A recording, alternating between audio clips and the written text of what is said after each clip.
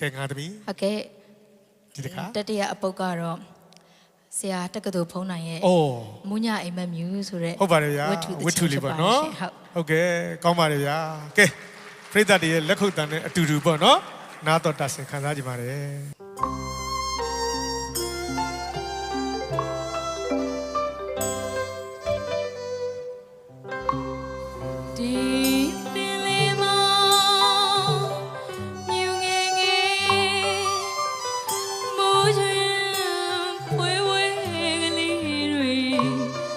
သေးသေးမြေမှာကြာစင်ကျွေမြာမြည်လေးနဲ့တဆွေဆွေဘဝနင်းတွေလေတဖွေဝေအဝေးကယူမပြပြမောညကဘာအိမ်မက်ပြေစားအပေးမိမနေနေစိတ်သောအယောင်တွေ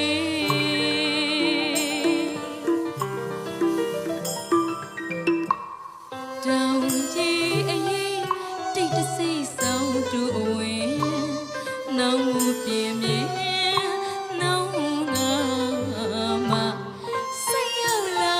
ရနောက်ဆုံးမှုမြူ